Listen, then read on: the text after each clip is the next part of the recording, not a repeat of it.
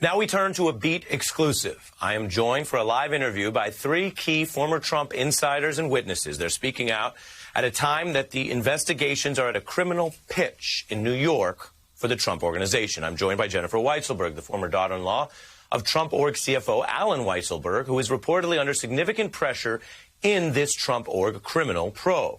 We're also joined by Stephanie Winston Wolkoff, a former senior advisor to Melania Trump and a former close friend of both Trumps. She helped organize the 2016 inauguration. Her book is Melania and Me, The Rise and Fall of My Friendship with the First Lady. And Michael Cohen, Donald Trump's former lawyer, host of the Mea Culpa podcast, author of the book Disloyal.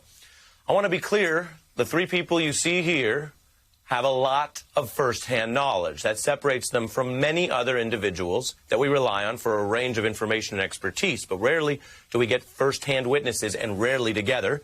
Think about just what they know in these proceedings surrounding Trump, the Trump family, and his company.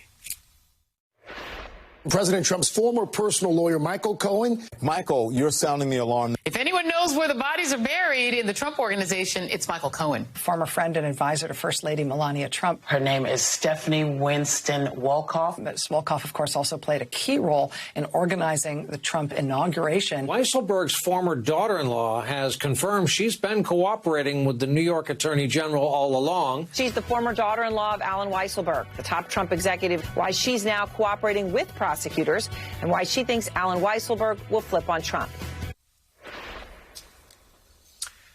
Each of you know a lot and have been busy. I appreciate you all joining us on the Beat to do this interview. Thank you to each of you. You're welcome, Ari. Appreciate it. We have set aside time for this, so we'll be able to hopefully get some depth and purpose out of this. Jennifer, I want to start with you. What does Allen Weisselberg, in your view, know about the Trump Org that's of interest to these criminal investigators? I mean, I think he's the one he's the maestro. I think he's the one that has orchestrated, he's at the apex of it. I think that, I don't fully believe that Donald knows the ins and outs, not of what's going on. He would absolutely be fine with whatever would save him money on his taxes to benefit him. But Allen is the one that has orchestrated all of it and put the family and everyone in a really bad position. Why is it a bad position at this point, in your view? I mean, I think that there are serious allegations of tax fraud and tax evasion and you know, criminality. Did you ever see Allen criminality? Did you ever see Allen operate in a way that made you think or question whether he thought that he or the Trump Org had crossed legal lines? Yeah, Allen himself admitted to me that his taxes and pay stubs, he said, I'll never show those. Oh, no, he's supposed to be the guarantor on my apartment, my lease, after I was getting divorced. And he said, when I was getting divorced, excuse me. And he said, oh, no, I can't show my taxes. I can't show my pay stubs. And I thought, why not? You know, basically he was saying they're illegal and I'm not releasing them. It was during the Cohen SDNY investigation. Pretty telling. So he had access to money that, if it were, in your view, legitimate, it would be not a big deal to privately circulate that kind of financial material. And he conveyed to you that the reason was a sense of awareness of guilt, or that it would be looked at as criminal by potentially other parties? Ari, you know, the reason I believe he'll flip, yes, is because since his behavior since 2017, what I've witnessed is that when he took over as trustee, he was not only nervous, but he started immediately hiding money in escrow, confidentially, for example, like in the lawyers, Barry's lawyer in a civil case, hiding money in escrow and confidentially having them cut checks that would make him vulnerable to tax evasion, tax fraud, compensation, gift taxes. So that's how he's, you know, hiding his culpability and already saving himself.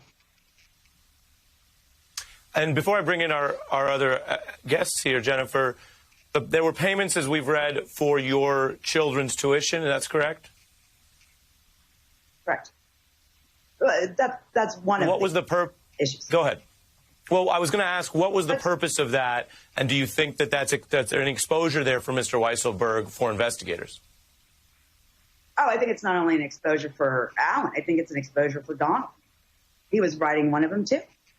And inside the Trump Payroll Corp, which is the hub of the issues for, employee taxes, state, federal disability insurance, workers' comp, saving on that, reporting 1/5 of your actual income. Donald Trump himself was writing that to lower compensation taxes in Trump Payroll Corp, as well as Alan. But as Barry says in his depositions, it was his compensation. Michael Cohen is here with us. Michael, how does this all sound to you? Because some of those details and accounts are things that might be consistent with what you experienced. But because of the family nature, I don't know that you knew all of them directly. Does that sound like how Mr. Weisselberg operated, and do you think he has legal exposure? Well, I think if you take a look at the panel that's here in front of you, Ari, you have what I would term to be the trifecta of trouble for Trump.